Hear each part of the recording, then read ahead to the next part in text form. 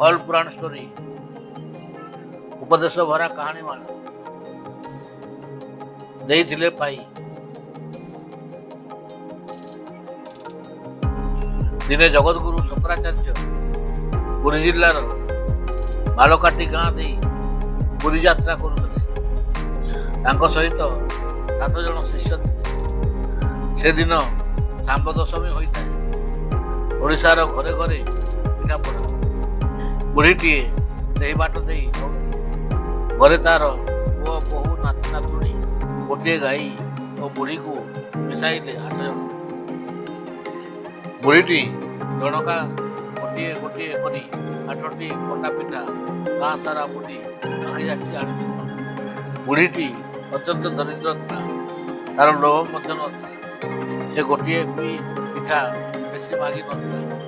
ଆଗରେ ଜଗତଗୁରୁ ଶଙ୍କରାଚାର୍ଯ୍ୟ ଆସୁଥିବାର ଦେଖି ତା ମନରେ ସ୍ନେହ ଓ ଭକ୍ତି ଆସିଲା। ବୁଢ଼ୀଟି ତାଙ୍କ ପାଦ ଛୁଇଁ ଭକ୍ତିଭରା ପ୍ରଣାମ ଜଣାଇଲା।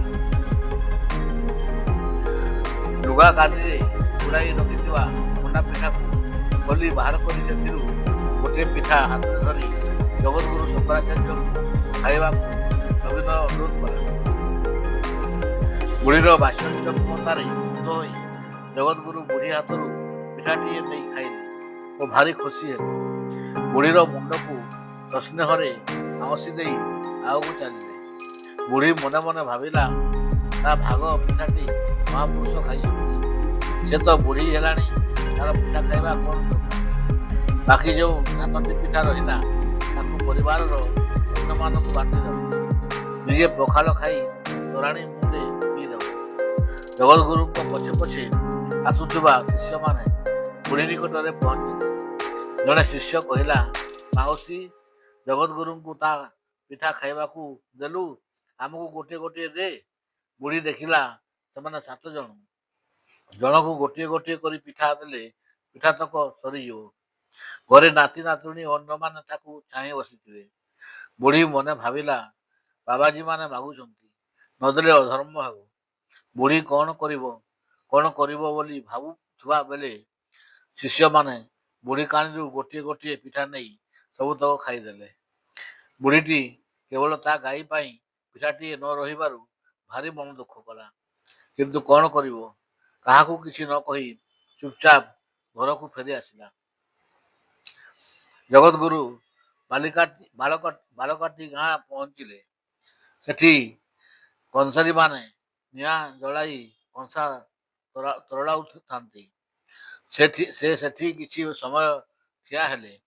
ପିଠା ଖାଇ ସାରି ଆନନ୍ଦ ମନରେ ଶିଷ୍ୟମାନେ ତାଙ୍କ ପାଖରେ ପହଞ୍ଚିଗଲେ। ଜଣେ କଂସାରୀ ତରଳା ହୋଇଥିବା ଡହ ଡହ କଂସାକୁ ଦୁଧ ଆଉଟିଲା ପରି ଆଉଟୁଥାଏ। ଜଗତଗୁରୁ କଂସାରୀକୁ କହିଲେ, ସେହି ତରଳା କଂସାରୁ ଗିଲାସେ ମୋତେ ଦିଅ। କଂସାରୀଟି ଗୋଟିଏ ଗ୍ଲାସରେ ତରଳ କଂସାକୁ ଗିଲାସରେ ଢାଳି ଚିମୁଟା ସାହାଯ୍ୟରେ ତାଙ୍କ ହାତକୁ ବଢ଼ାଇଦେଲେ। ଜଗତଗୁରୁ ଗରମ ଗ୍ଲାସଟିକୁ ନିଶ୍ଚିନ୍ତ ମନରେ ହାତରେ ଧରିଲେ ଓ ଦୁଧ ପିଇଲା ଭଳି ଢକ ଢକ କରି ସବୁତକ ତରଳ କଂସା ପିଇଦେଲେ। ସେଠାରେ ଥିବା ସବୁ କଂସାରୀଙ୍କ ସହିତ ଶିଷ୍ୟମାନେ ଆଶ୍ଚର୍ଯ୍ୟ ହୋଇ ଜଗତଗୁରୁଙ୍କ ମୁହଁକୁ ଚାହିଁ ରହିଥାନ୍ତି। ଜଗତଗୁରୁ ଶିଷ୍ୟମାନଙ୍କ ଆଡ଼କୁ ଥରେ ଚାହିଁ ଦେଇ କଂସାରୀକୁ କହିଲେ, ଆଉ 7 ଗ୍ଲାସ ତରଳ ଗରମ କଂସା ଏମାନଙ୍କୁ ଜଣଜଣ କରି ଦିଅ। ଯେଉଁ ଶିଷ୍ୟ ଜଣକ ପ୍ରଥମେ ବୁଢ଼ୀଠାରୁ ମଣ୍ଡା ପିଠା ନେଇ ଖାଇଥିଲା ତାକୁ ପ୍ରଥମେ ଦେବାକୁ କହିଲେ। ଜଗତଗୁରୁଙ୍କ ମୁଖରୁ ଏକଥା ଶୁଣି ଶିଷ୍ୟ ଜଣକ ପ୍ରାଣ ବିକଳରେ ପଛକୁ ଘୁଞ୍ଚିଗଲେ। ଜଗତଗୁରୁ କହିଲେ, ବୁଢ଼ୀର ମଣ୍ଡା ପିଠାକୁ ଖାଇ ସାରିବା ପରେ ମୋତେ ପ୍ରବଳ ଶୋଷ ହେଲା। ତେଣୁ ମୁଁ ଏ ତରଳ କଂସା ଗିଲାସେ ପିଇଦେଇ ମୋର ତୃଷା ନିବାରଣ କଲି। ଯେହେତୁ ତୁମେମାନେ ବିଚରା ବୁଢ଼ୀର ମଣ୍ଡା ପିଠା ଖାଇଛ, ତେଣୁ ତୁମମାନଙ୍କୁ ନିଶ୍ଚୟ ଶୋଷ ଲାଗୁଥିବ। ତେଣୁ ଏଥିରୁ ଗୋଟିଏ ଗୋଟିଏ ଗ୍ଲାସ ପିଇନିଅ। ଶିଷ୍ୟମାନେ ନିଜର ଭୁଲ ବୁଝିପାରି ପ୍ରାଣ ବିକଳରେ ଜଗତଗୁରୁଙ୍କ ପାଦ ତଳେ ପଡ଼ିଯାଇ କ୍ଷମା ମାଗିଲେ। ଜଗତଗୁରୁ କହିଲେ, ବିଚାରୀ ବୁଢ଼ୀଟି ତା ପରିବାର ସଦସ୍ୟମାନଙ୍କ ପାଇଁ ଗାଁ ଗାଁ ବୁଲି ମାତ୍ର 8ଟି ପିଠା ମାଗି ଯାଚି ଆଣିଥିଲା। ମୋ ପ୍ରତି ସେ ମାଆଟିର ଶ୍ରଦ୍ଧା ହେଲା ବୋଲି ସେ ସ୍ୱଇଚ୍ଛାରେ ମୋତେ ଗୋଟିଏ ପିଠା ଖାଇବାକୁ ଦେଇଥିଲା। ମୋର ଇଚ୍ଛା ନଥିଲେ ମଧ୍ୟ ବୁଢ଼ୀର ସ୍ନେହକୁ ଏଡ଼େଇ ନ ପାରି ଗୋଟିଏ ପିଠା ଖାଇଥିଲି। ତୁମେମାନେ କିନ୍ତୁ ବୁଢ଼ୀଠାରୁ ଏକ ପ୍ରକାର ଜୋର ଜବରଦସ୍ତ କରି ପିଠାଗୁଡ଼ିକୁ ଛଡ଼ାଇ ନେଇ ଖାଇଗଲ। ତୁମମାନଙ୍କର ବୁଦ୍ଧି ବିବେକ ବୋଲି କିଛି ନାହିଁ। ମୁଁ ଏଇଠି ଅପେକ୍ଷା କରି ବସୁଛି।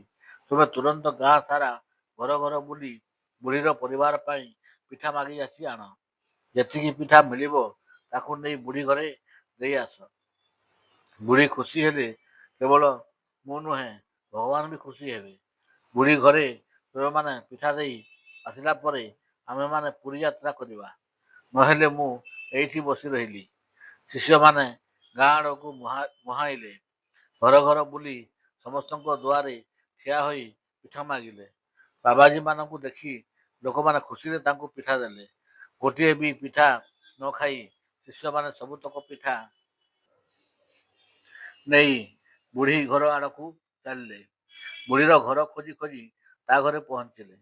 ବୁଢ଼ୀକୁ 16ଟି ପିଠା ଦେଇ ସେମାନେ ତା ପାଦ ତଳେ ପଡ଼ି କ୍ଷମା ମାଗିଲେ।